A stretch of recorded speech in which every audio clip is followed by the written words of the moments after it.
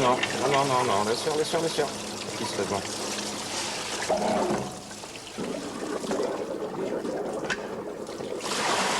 Elle est en route. Voilà.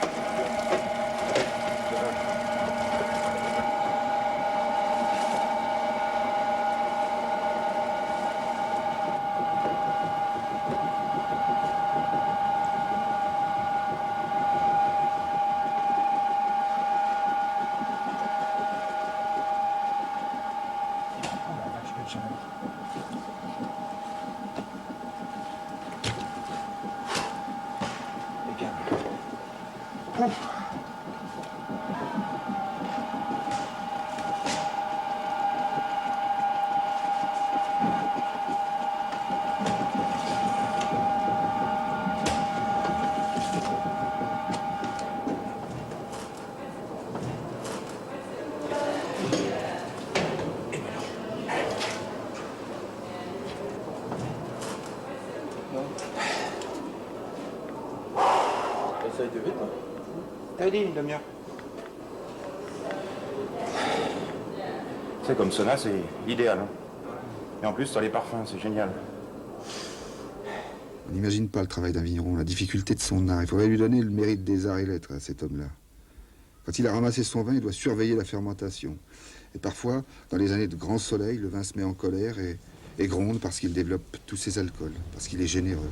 Souvent, les cuves débordent, dégueulent. Là, il faut prendre un système de réfrigération en essayant de faire des courants d'air, de rafraîchir les cuves et les tonneaux. C'est ce que faisaient sûrement les anciens. Il faut tenter de calmer la fermentation, de laisser le vin s'exprimer, s'épanouir.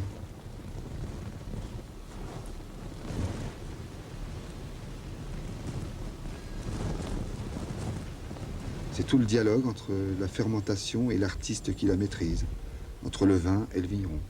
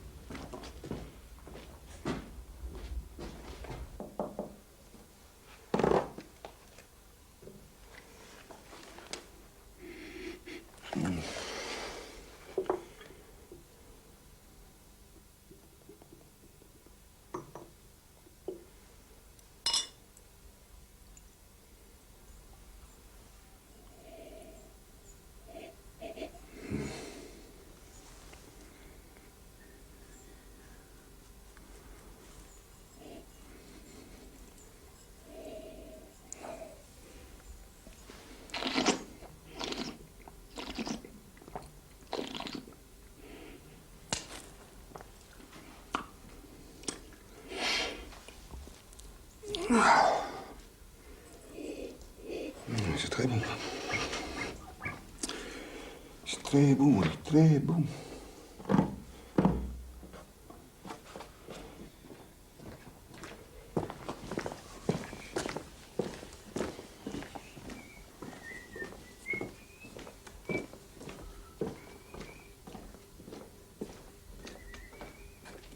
quand j'étais môme, je disais, bon, ce qui serait bien, c'est de pouvoir faire du bien. Voilà.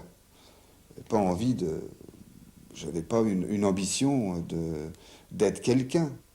Ce que j'ai envie, c'est que les gens reconnaissent l'Anjou. Mais pas forcément mon vin. Je veux dire, il y a des vins en Anjou qui sont complètement le contraire de ce que je fais et qui sont très très bien, que les gens apprécieront davantage que le mien. Mais ce qui compte, c'est si jamais je peux faire avec ce que j'ai dans le métier, faire partager ce goût que j'ai pour l'Anjou, et après le vin et les vignes, on a déjà gagné un petit peu, mais c'est pas moi qui ai envie de conquérir. Bon, les critiques, j'en tiens compte aussi, bien sûr, ce serait complètement ridicule. Mais je ne passe pas mon temps à essayer de plaire aux critiques. C'est du vin de chez qui tu présentes? C'est du vin du château, c'est du vin de la maison. C'est du vin de la maison. Le vin du patron, ça me fait plaisir. Là, moi aussi, tu vois. D'autant plus qu'il est bien. Dis Gérard, drôle de métier hein, que celui de vigneron. Faut faire le vin, puis ensuite faut l'expliquer. C'est vrai que c'est pas simple. Des vins sont pas ceux de tout le monde. La mode est plutôt vin flatteur, maquillé, poudré. Alors pour les tiens, évidemment, faut argumenter, convaincre, prouver. Tu fais des vins de paysans, des vins de la terre, vrais, sincères, francs. Ça prendra du temps. Plutôt positif. Dans le cadre du Cabernet Franc. Un petit peu plus réservé pour le gamay parce que c'est tellement surprenant qu'on n'a pas vraiment l'habitude. Et le gros lot, c'est aussi très surprenant parce qu'on a l'habitude de voir des grelots très faciles, etc. Et là, c'est un grelot qui tient, qui a une texture qui désoriente. Il faut le temps de la réflexion et le temps de l'évolution de la bouteille pour pouvoir juger réellement. Non, effectivement. Je disais que dans la volonté d'extraction, il y avait un seuil qui était passé, et ce seuil, c'est celui au-delà duquel on tire des choses qui sont pas nobles, c'est-à-dire il y a des tanins. En clair, il y a une acidité qui est un peu raide. Parce que je connais des longues cuvaisons avec des extractions qui donnent des vins extrêmement concentrés. On n'atteint jamais cette part. Je n'aime pas tellement tous ces gens qui goûtent moderne, qui prennent d'abord le bouquet, où on favorise, on encourage les arômes primeurs. Ça a été cuvé très court pour développer un maximum d'arômes. Tu peux pas tout avoir. Si tu développes ton arôme, tu n'auras plus la longueur du vin. Il faut savoir si tu bois le vin ou si tu le sens, tête de con. Ce qui veut dire que le 89 que vous avez dans votre verre, il sera très bon en 93. Il n'a aucun problème. Là, il a tout ce qu'il faut pour bien vieillir et faire très bien, à mon avis. Mais on peut se tromper.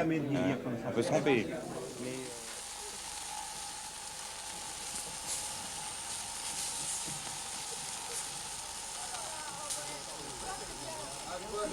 À votre santé à tous. À toi, Jean-Pierre. À toi, Michel. À toi, Michel. Michel, alors là, vraiment... J'espère que le peuple a bien mangé. Ah, vraiment. Parce que ça a été La tienne. une œuvre de longue haleine. Au corps constitué. Au corps constitué. Je suis trop enraciné dans la terre pour comprendre la ville. La ville, c'est une pièce fermée et humide. Je me rends claustrophobe, méchant. Oui, oui, oui. La plus belle chose à posséder, c'est la terre.